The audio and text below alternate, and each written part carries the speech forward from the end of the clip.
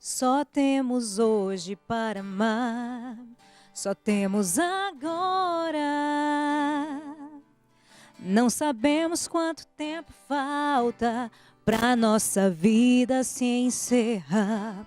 Só temos hoje para amar, só temos agora. Não sabemos quanto tempo falta pra nossa vida se encerrar. Eu quero amar.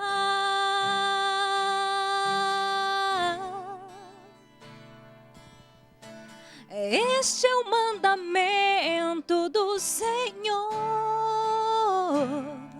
Eu quero amar.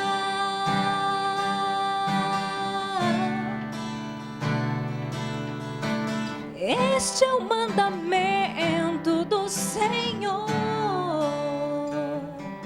Só temos hoje para amar, só temos agora. Não sabemos quanto tempo falta pra nossa vida se encerrar. Só temos hoje para amar, só temos agora. Não podemos perder mais tempo, nosso maior dom é amar. Eu quero amar.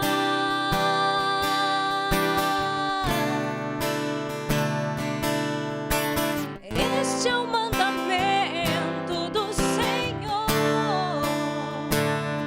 Eu quero amar.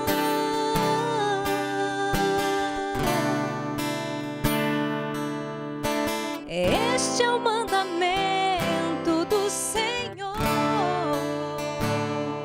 Só temos hoje para amar. Essa música é linda, né? É linda demais. É linda. Eu comentava com vocês, né? Quem está em casa acompanhando nosso programa, o Rodrigo Ferreira esteve aqui, fez um programa inteiro com a gente aqui no Sempre com Você, especial. E olha, muito lindo mesmo. E é uma mensagem muito bonita, porque a gente só tem hoje para amar, a gente só tem hoje para viver, né, doutor? Tem que se cuidar. A gente só tem hoje, o dia de hoje é o dia principal da nossa vida. A gente não tem que pensar amanhã, né? Amanhã está na graça de Deus. Amém. Ontem já passou, está na misericórdia. Se eu errei, fiz alguma coisa errada, né? Está na misericórdia de Deus. Então a gente tem o hoje para viver. E eu acho que é isso que essa mensagem bonita que traz, né? Com certeza. Amar o hoje outro. é o presente, né? É o presente que nós Exatamente. temos de Deus. Então, se você não fizer hoje, né? Você não sabe se amanhã você vai estar aqui para fazer. É verdade. Então, faz a gente refletir muito sobre isso, né? Porque muitas vezes a gente quer deixar as coisas para amanhã, né? Não, amanhã eu falo com a pessoa, vou lá pedir desculpa. Não, agora. Para tudo. É verdade. Acho que uma das informações também é amanhã eu começo a cuidar de mim, né, Vai doutor? hoje fazer os exames. Não, amanhã, né? Amanhã não, querido, hoje. Por isso que chama presente, né? Um presente de Deus para nós, de Amém. fato. Nós Correto. estamos falando, né, sobre o câncer aqui. Amanhã é o Dia Mundial de Combate ao Câncer. Recebo mais uma vez o Dr. Moacir Basso, com muito carinho aqui. Obrigada mais que uma agradeço. vez, né, pela sua participação aqui. Agora, vamos falar um pouquinho, né, dos tipos mais comuns de câncer. A gente Sim. sabe que, eu não sei se é impressão. Olha, a gente fala de impressão e o senhor Vamos vai lá, esclarecer. Vamos tentar. Sem impressão nossa, mas assim, parece que tem muito mais, por exemplo, câncer de mama. Sim. É isso mesmo? Isso mesmo, isso mesmo. A incidência de câncer de mama na mulher é o maior. Então, depois do câncer de mama, nós temos o câncer ginecológico e, infelizmente, começa a apresentar os outros tipos de câncer relacionados com, por exemplo, o tabagismo, que seria o câncer de pulmão, o câncer gástrico, o câncer de intestino. Mas o principal na mulher é o câncer de mama. E no homem seria o câncer de próstata, aquele que mais, infelizmente, acomete o homem a partir dos seus 50 anos de idade, chegando a um termo que nós colocamos, até mesmo por trabalhos feitos pelos norte-americanos, que chega a ter 100% dos pacientes com 100 anos vão ter câncer de próstata dos homens. Então, isso daí é uma coisa alarmante. E eles colocam até um percentual alto, que até 30% dos pacientes com 55 anos de idade, 30%, a cada 10 homens, 3 com 55 anos de idade já podem ter o câncer de próstata. Então, é uma coisa que o homem tem que deixar aquela superstição, aquela situação para o lado e a partir dos seus 50 anos buscar o exame. Infelizmente é uma situação que chama a atenção mesmo. Pode assustar, viu, doutor? Pode assustar. Infelizmente, tem que assustar. Tem que assustar. E eu acho incrível o senhor falar isso. Eu acho que justamente também se sabe muito mais de câncer de mama, porque a mulher vai mais ao médico, né? Vai. O autoexame também é uma coisa já instituída pela mulher, para a mulher, no caso, e que vale a pena. Toda mulher tomando banho faz o autoexame, não precisa fazer todos os dias, pode escolher um certo período, mas passe a mão, sinta, veja qualquer nodulação, qualquer mudança na sua mama. Eu sempre falo para os meus pacientes que a paciente tem que conhecer, se conhecer. Então ela tem que se olhar na frente do espelho e buscar com isso identificar as alterações no seu corpo em si. Às vezes pode não ser nada, né? Pode não ser Às nada, vezes sente lógico. o caroço lá, pode ser que não seja nada. Mas se você não tem como saber, você não procura um Graças profissional. a Deus, a grande maioria são presença de nódulos, quando presente, né, o nódulo, a maioria é nódulo benigno. Não são todos os caroços, são câncer. Por favor, isso daí é importante a gente falar, porque a paciente olha, não vou nem lá fazer o exame, porque eu acho que isso daqui é câncer. Não, pelo contrário, a boa maioria, a maioria de tudo, são nódulos benignos, que vão ser acompanhados, que muitas vezes não serão retirados, que serão acompanhados por um tempo muito longo, dependendo das suas características, ou até mesmo é feito a ressecção, a retirada desse carocinho. Mas a grande maioria é benigno. Como no homem também, porque o homem também tem que saber que uma boa parte é hipertrofia da próstata. A próstata aumenta, dificulta a urina. Antes ele urinava com um jato longo, com o passar do tempo ele começa a urinar pouco e a gente chama gotejamento no final da urina. Então ele começa a urinar e ficar gotejando no final, não consegue.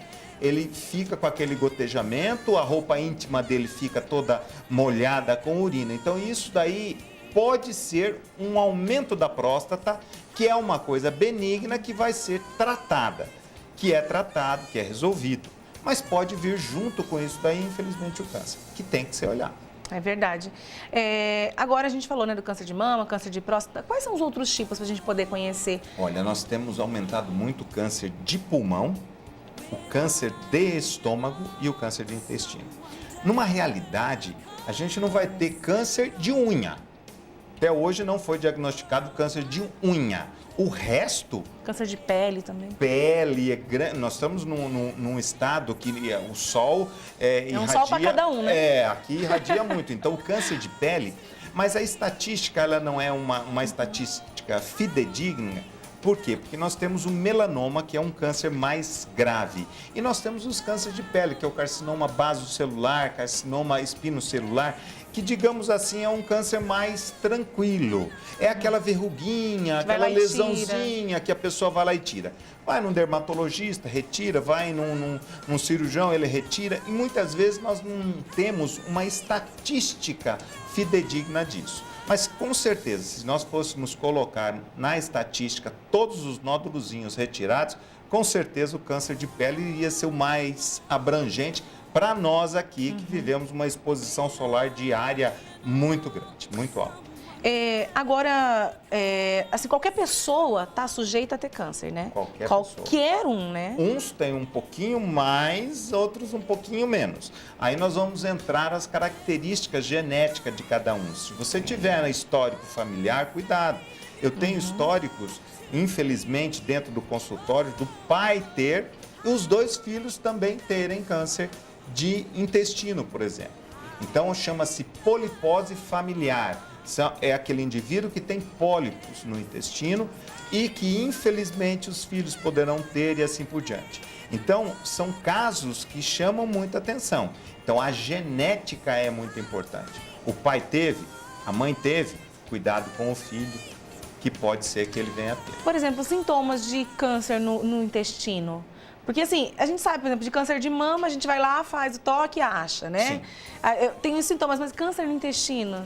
Na realidade, se confunde muito. Para saber o pólipo, por exemplo. Pois é, sangramento intestinal, mas pode ter a hemorroida e aí não tem os sintomas. Na realidade, o que a gente coloca é o seguinte: a partir dos seus 45 anos de idade, todo indivíduo deve fazer uma vez a cada 5 anos uma colonoscopia, que é o exame do intestino grosso. Vai fazer uma avaliação disso. O exame em si não é uma coisa do outro mundo. O grande coisa que o pessoal muitas vezes não quer fazer é o preparo. O preparo, você tem que fazer uma limpeza. Lógico, tem fezes no intestino, tem que tirar as fezes. Para isso, você vai ter que tomar um laxante, uma limpeza intestinal. E isso é que muitas vezes algumas pessoas não querem, porque tem o intestino preso, fica difícil e assim por diante. Ou tem vergonha, porque vai evacuar várias vezes e fica com um certo receio. Mas, gente, infelizmente, a doença é muito pior do que o receio, é muito pior do que você fazer um preparo intestinal. Então, acho que deve passar por cima, muitas vezes, disso e fazer os seus exames. Agora, o câncer de pulmão que você estava falando, ele necessariamente acontece em quem fuma ou, de repente, também quem convive com quem fuma? Quem não fuma tem 5% de chance de ter o câncer de pulmão. Ou seja, aqueles virgens nunca fumaram na vida, 5%. Mas, em contrapartida, o indivíduo que fuma, 90% a 95% vai ter câncer de pulmão. Aí é o contrário, todo mundo fala, meu avô fuma, 30 anos, 50 anos não teve câncer. Tudo bem, esse faz parte daqueles 5%, 10% que não vão ter, mas a grande maioria vai ter. Infelizmente, e dura assim, parei de fumar com 60 anos, vai ter o câncer com 70. Infelizmente, fumou por 40 anos e aí não é que não vai adiantar, vai ajudar. Vai ajudar, com certeza a parada do fumo vai ajudar, mas você tem 40 anos, 30 anos, 10 anos por trás disso que infelizmente vão estimular o desenvolvimento do câncer. E o diagnóstico é somente feito no consultório, com exames? Infelizmente, por um lado, sim. Mas o brasileiro, ele tem uma característica, ele só vai no médico quando ele precisa. Quando ele tem uma tosse muito grande, quando ele tem uma dor muito grande, quando ele tem alguma alteração grave. Ele não vai para fazer os exames de rotina, fazer o check-up. Ah, doutor, eu sou acostumado a todo mês de janeiro fazer o check-up. Ótimo. Ele vai fazer o raio-x de tórax. Um raio-x simples de tórax pode pegar um nódulo de 1 centímetro. Poxa vida, um nódulo de 1 centímetro é inicial. Se cura 95% dos pacientes no estadiamento 1. Então, é uma coisa muito boa que um raio-x de tórax, até mesmo se você tiver que pagar, e apesar que você tem o SUS que faz, você tem os convênios, mas se você tiver que pagar, o valor é praticamente irrisório frente ao problema que ele pode combater frente a isso. Então, na realidade, o brasileiro tinha que fazer aquilo que várias outras pessoas fazem, né? Os norte-americanos, eles vão para fazer os exames de rotina. O médico falou que é rotina, eu vou fazer de rotina. 45 anos, a primeira colonoscopia, eu vou fazer a colonoscopia. Raio-x de tórax uma vez por ano, eu vou fazer uma vez ao ano. Assim que deveríamos agir. Chegou uma pergunta pra gente aqui, a Marcilene. Ela pergunta assim, sobre o narguile, se ele é pior do que o cigarro e pode causar câncer. Isso foi a conversa que nós tivemos até vez passada. Verdade. A gente tocou na questão do narguile mesmo. Exatamente. Há uma difusão do narguile. Infelizmente, como nós dois conversamos logo no início, onde nós temos uma situação de agrotóxicos, de venenos e assim por diante, o narguile é fumo. E ele vai ter substâncias junto com ele que vão provocar o câncer. Tem nicotina, tem as coisas que podem vir a desenvolver o câncer. Então, ele é um estimulante, infelizmente, também do câncer de pulmão. Não vá fumando narguilé achando que não vai ter problema nenhum, que vai ter problema sim. Então, tem que tomar cuidado. Marcilene, então tá aí a resposta, viu? Tome cuidado. Equivale, então, é a mesma coisa. É semelhante. Tá certo. Agora, em quais situações, você estava falando assim, por exemplo, no pulmão, um nódulo de 1 centímetro, né? Se for um câncer maligno, né? Um nódulo maligno, tem a possibilidade de ser curado, né? Agora, quais situações que é possível se vencer o câncer? Bom, todas as situações com um diagnóstico onde o câncer não está fora, enraizado, o pessoal fala. O que é isso?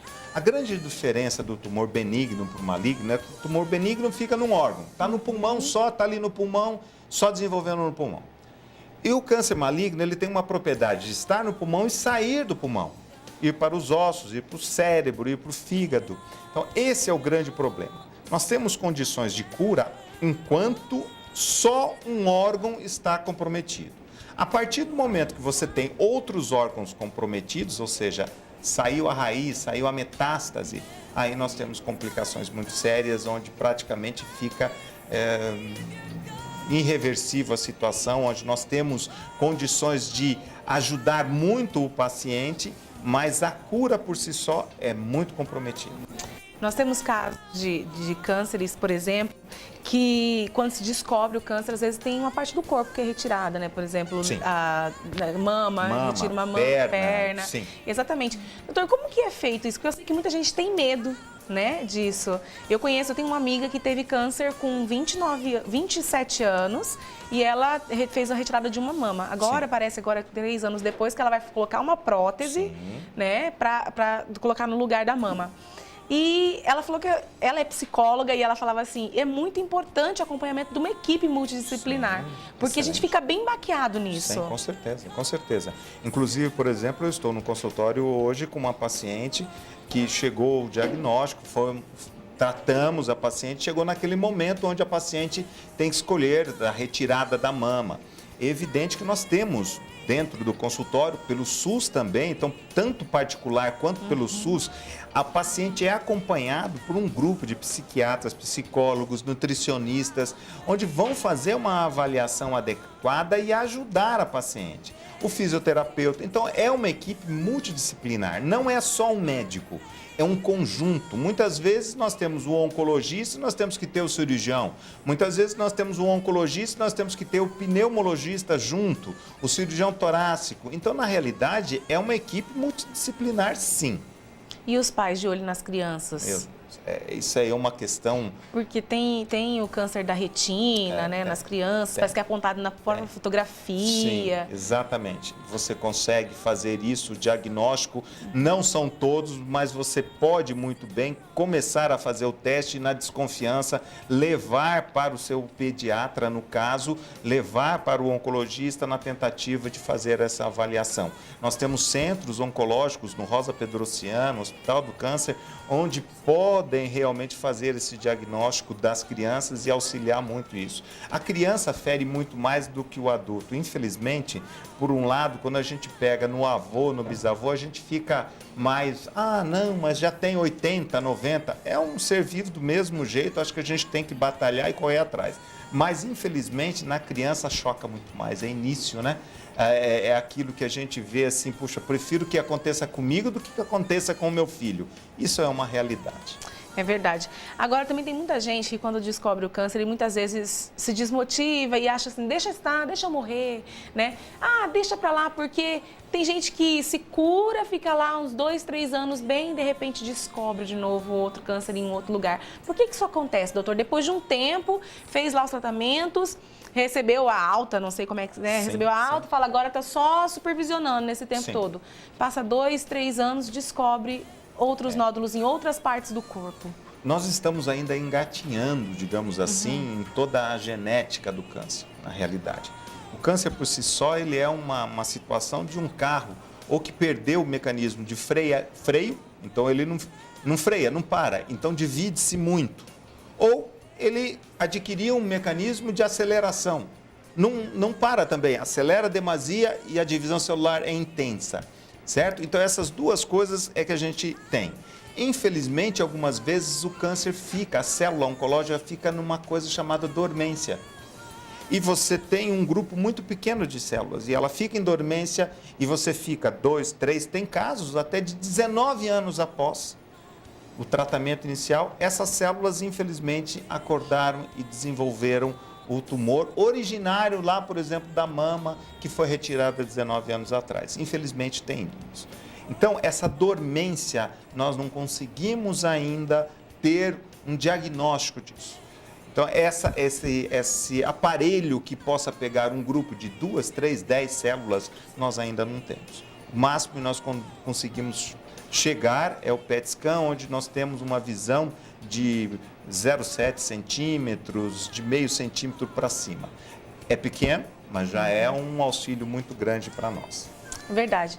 O importante nisso é que a gente tem que focar naquilo que a gente tem, né, doutor? Naquilo que a medicina pode oferecer para nós e o que nós pudermos fazer para o melhorar. diagnóstico mais cedo. Exatamente. Se você pegar mais cedo, você não vai ter nenhuma metástase à distância, você não vai ter problema. Você não vai ter esse tumor que você está falando que vai voltar daqui a tantos dias. Por quê? O diagnóstico inicial do câncer, você vai retirar uma pequena parte. Não precisa retirar a mama inteira. Você retira um quadrante da mama, um pedacinho da mama só. Vai fazer com que o paciente viva muito melhor, com qualidade, a doença não vai voltar. Isso é a situação que nós brigamos e que nós queremos cada vez mais. É o paciente chegar para a gente, fazer um pequeno tratamento, ir embora curada e não ter mais problemas. Doutor, obrigada, viu, pela sua participação mais uma vez aqui. Sempre. Nós que agradecemos. Obrigada. Nós vamos agora para um rápido intervalo, mas nós vamos ao som de Ana Flávia. Vamos de... Imagine. Vamos lá, John Lennon.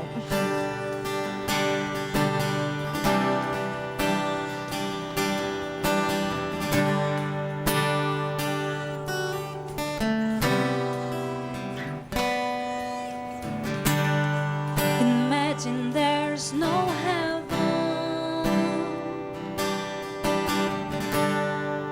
It is you to try. No hell below us, above us only sky. Imagine all the people living for today. You imagine there's no countries. It isn't hard to do. Nothing to kill or die for. No religion to